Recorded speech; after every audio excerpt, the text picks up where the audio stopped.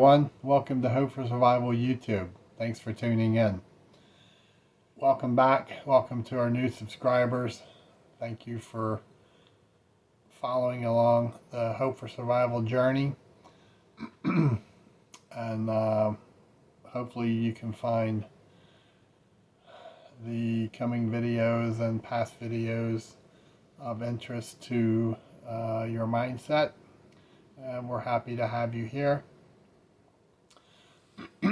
I will continue on with Hurricane Helene postings in the coming weeks as video and footage is available to share with you.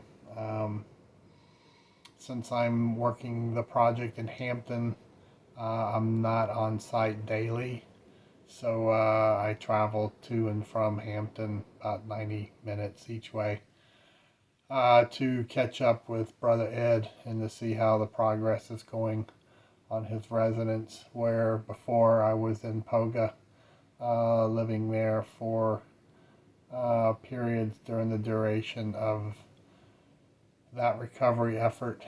So in the meantime, between Hurricane Helene videos, I will be providing postings of different preparedness type topics.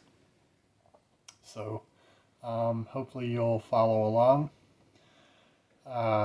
This video is more in the mindset and you, and this video is titled, "Are You Ready to Embrace the Suck?" S-U-C-K. In the military, whenever we got tasked to do something, or there was a mission or something of that nature that may not be the most desired or enjoyable, or if it's rough, we often use the phrase, we had to endure the suck. And that means rough times.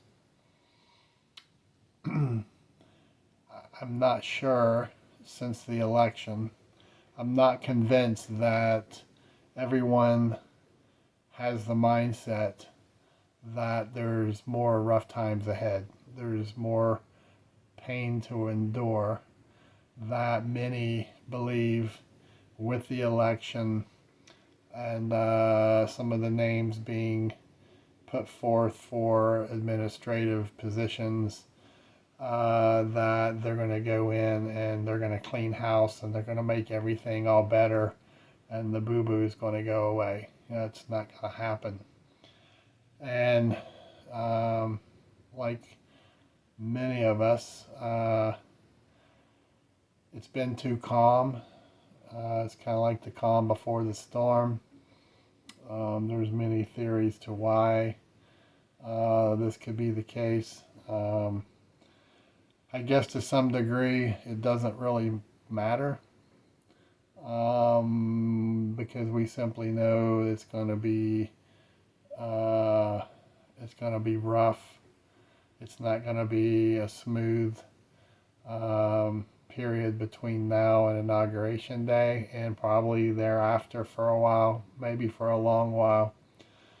That the losing administration and party is going to put forth every effort possible within their capabilities to deploy hurdles to stop the elected president from gaining power. A lot of it's political. There is also a lot of it that is being driven by global elites and lots of money to stop 4 more years of the inbound president, whose ideology is totally opposite and against most, if not all, of the plans to take us forward into Agenda 2030. So it's kind of the first 4 years with this president elect was kind of a speed bump, and they swore it would never happen again, as witnessed over the last years, tying him up in court, trying to financially ruin him, charging him with criminal charges, calling him a um, convict in any way possible, going after his family, his businesses, and so forth. Some of the nominees he's put forth or have made comments and are swearing to turn Washington, D.C. upside down, and they're going to reveal a lot of the dirt uh, that's been buried in Washington, D.C. Something that we all need to realize and admit is there's two political parties by title, and one likes to have investigations and try to play by the gentleman game of rules, and the other party basically said, screw the rules, we're going to do what we want to do and stop us. And the time may be near that the gloves need to come off, and we may just need to have an old-fashioned street brawl. So there's so many things within the federal government that many citizens are not aware of, or if they are, they just accept them as, well, that's the government. But it doesn't make it right. You know, why is our Social Security program bankrupt? Why are there no funds available? Why does the government employees retirement for elected officials, why do they get a different retirement system than the one that we have? Why do they get a different healthcare system than the ones that they put forth for us to have? That is corrupt, it's broken, and it's too dependent upon pharmaceuticals and not on cures. So why are there so many sick people in America? Why is the food that's put in our grocery stores poison? Because it drives us to the doctor and to pharma. Okay? Why is our water so tainted across America? Why is our education system broken? And it's now more into indoctrinating the minds of our children than to educate them. Why is our federal government financially broken? Why do we go through a non-government entity in the Federal Reserve to manage our currency?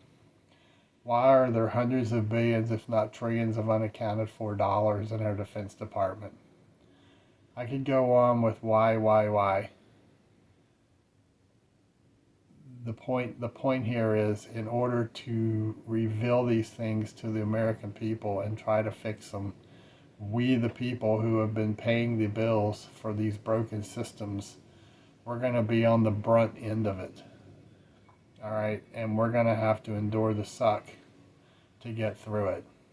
Okay, and if you are dependent upon the government fully, and you've sat back and trusted them to have your best interest at the forefront, I hate to break the bad news to you if you didn't already know, but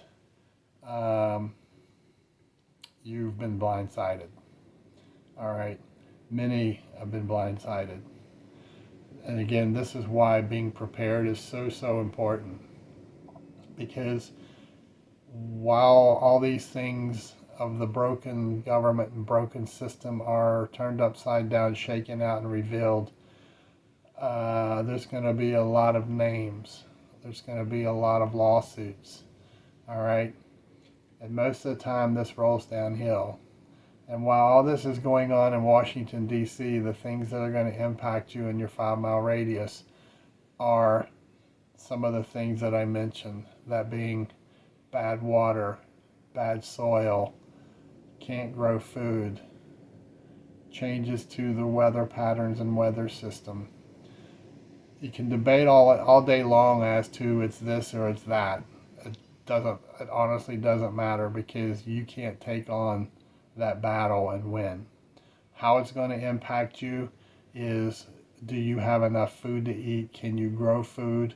If you have animals, can you feed them? Because the soil, especially in the disaster areas, is bad, and nothing is happening to identify why, and you're not being told.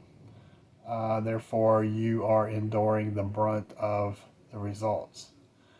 Okay? Cause and effect. What is the cause and what is the effect? A broken financial government is going to impact you. The higher cost of food is going to impact you. Higher taxes is going to impact you. The possibility of higher fuel costs or limited fuel costs is going to impact you. Wars and rumors of wars and more wars that the government is trying to get us into before a change of administration is going to impact you. It is happening over there, that's the cause, but the effect and the impact to your local community could be in various ways. Okay? So the question is, are you sitting back waiting on the elected president to be the answer to all problems and end all to all problems? It's not going to happen. I'm sorry to tell you. Yes, it's a good thing that the elected president was elected. I do think it's going to have an impact on so many negatives that have been occurring in the Justice Department through Homeland Security, immigration, the economy, and on and on and on. But it's not going to happen overnight. It's not going to get fixed overnight. And there's going to be a lot of pain that's going to have to be endured by we the people until things can get better, if they get better at all. You see, there's numerous people of power that do not want things to get better. All right? They don't care about you. They don't care that you have bad water. They don't care that your soil is poisoned or your soil is depleted and it can't grow crops. If over the many years, if it was truly a concern and plan that the government cared for you, we the people, we would not be able to say such a thing as, at the end of World War II, 85 to 90% of our populace farmed in some way.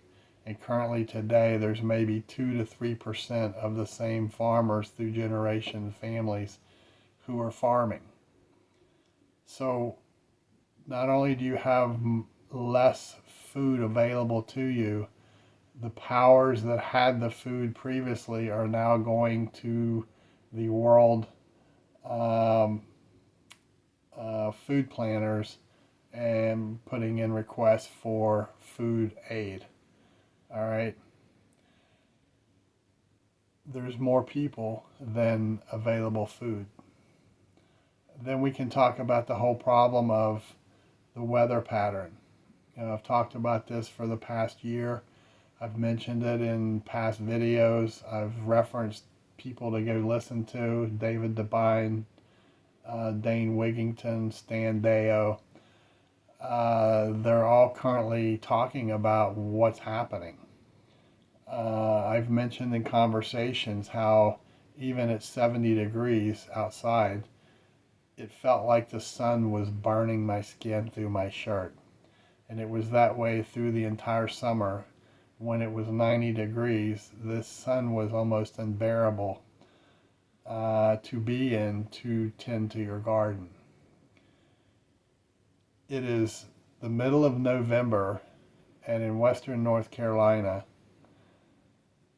some homesteaders are still pulling squash off of their squash plants and tomatoes off of their tomato vines. Think about that. It's the middle of November. Something is definitely wrong, and we can debate and say, well, over 100 years or 1,000 years, there's periods where there's warmer weather going into winter. Something's different. And these really smart people, the names I mentioned, they've been talking about this coming. They've been talking about that we, the people in America, that we need to figure out different ways to grow food other than the standard grow it in the dirt in a garden. Okay?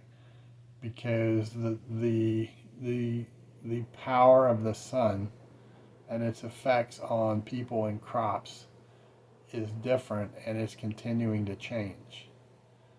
And they've talked about how in time the global leaders in growing most food will be Ukraine, Azerbaijan, and South Africa.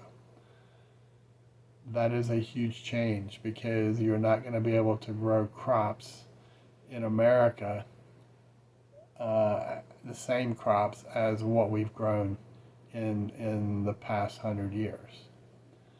So when I say that we've got to embrace the suck, these are things within our 5-mile radius. These are things that are going to impact us when you can't go to your local market in the summertime and get fresh vegetables. All right? When you can't go to your corner grocery store and buy 5 different kinds of green beans or whatever it is you want to buy. This often reminds me back of time that I spent in Eastern Europe after the Soviet Union collapsed.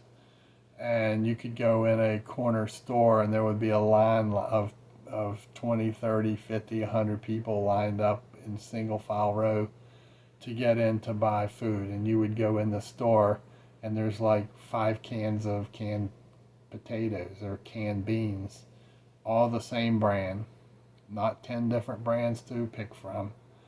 And when the food's out, it's out. All right? Some people may stand in line to simply go home with a loaf of bread.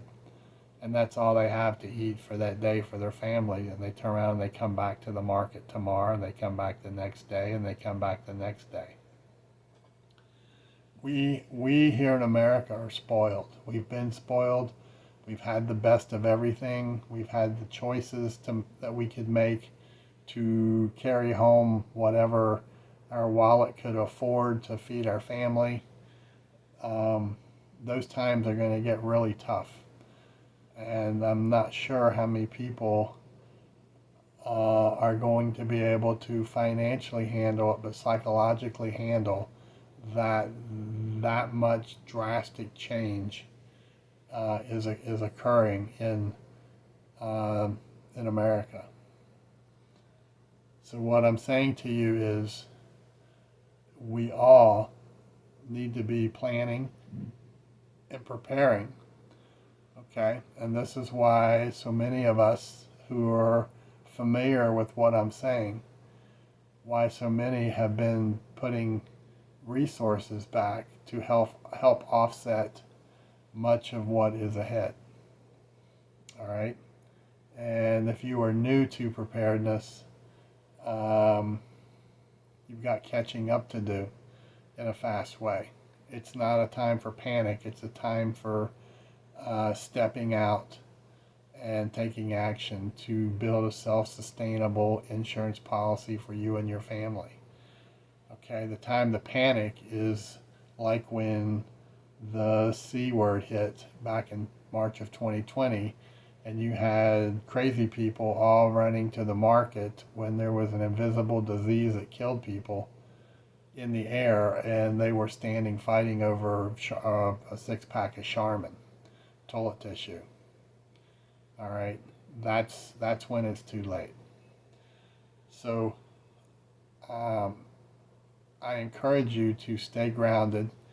You need to stay focused, and you need to really give thought to you stepping out and taking control of your own preparedness planning in your home and in your community. All right. If nothing gets your attention, just look at the last 2 months of this disaster that occurred in North Carolina and Tennessee and other locations, Damascus, Virginia, and so forth. Look at the things that happened and the things that didn't happen. Look at who came to the aid of our people and who did not come to the aid of our people.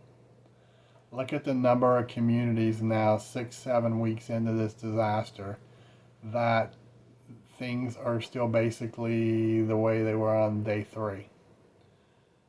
Roads are out, water's tainted, soil's tainted, and winter is here, and people are living in tents.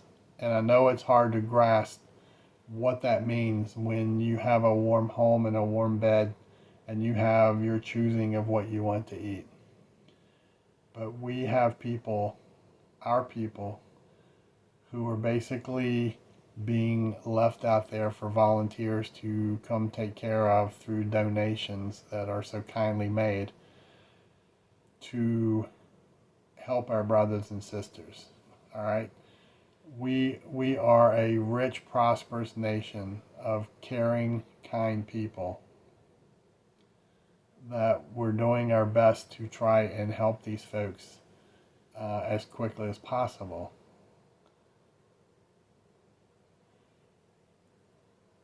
Had the government got involved, especially in the housing part of it, there are ways the government could have quickly moved to move temporary housing into these disaster zones to get the people out of these elements, to at least give them shelter, a warm place to sleep, and a place to take a shower. But they've been 100% neglected. You can blame it on political parties, you can blame it on whatever you want, but the fact is, the people are still out there, and if it weren't for volunteers around them, I don't know what they would do. Okay? Now imagine this escalating outside of a disaster zone across America. When you look at the folks in the disaster zones and you look at all the folks who are homeless around America, that number is growing. The number of folks who have been led across the border who are receiving government checks and a warm place to sleep above our own people. These are the same people that you're setting back trusting to come to your rescue if you don't prepare. Do you honestly believe that you rate?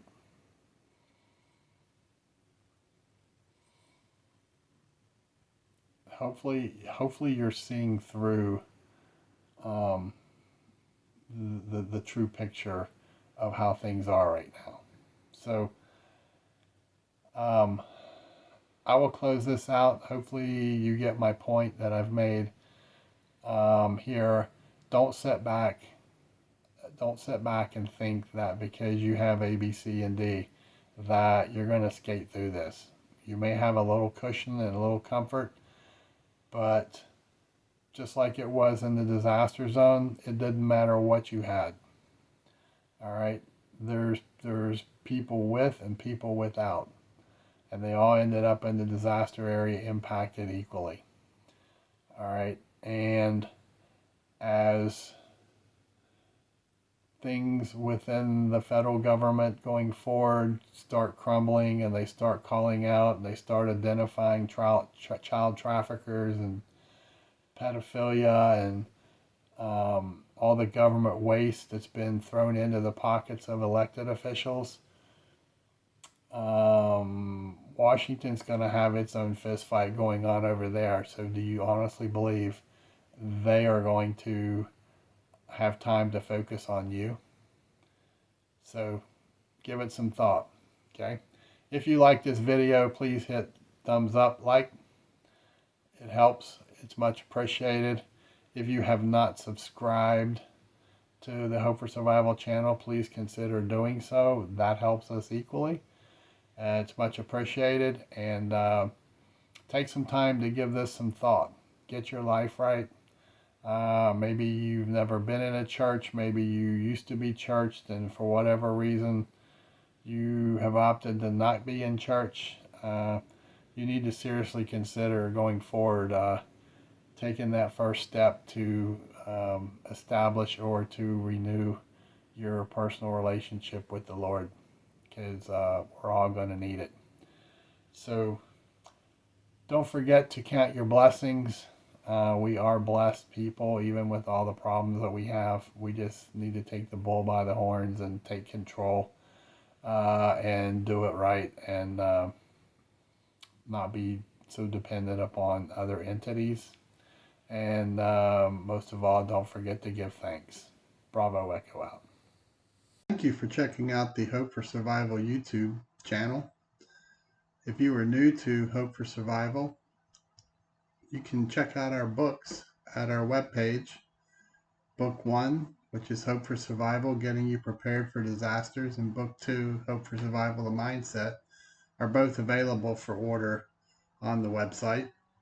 We also offer the Hope for Survival football stick, which is a memory stick set up as a digital filing cabinet with files already loaded on there for you to digitally copy items such as deeds, auto transcript for ownership, wills, living wills, loans, banking information, items that if your home burned down or you had some form of a disaster, you could have all your important papers already digitally filed on this stick.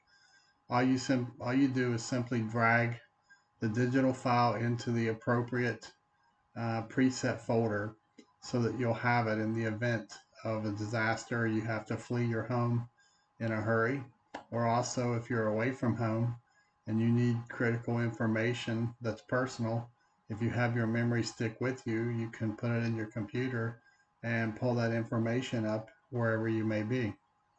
Again, you can find these items to order at our website, https www.hopeforsurvival.com, or you can email me at preparedness101@protonmail.com, and I will try to help you out. Again, thanks for checking out the Hope for Survival YouTube channel. Hope to see you again.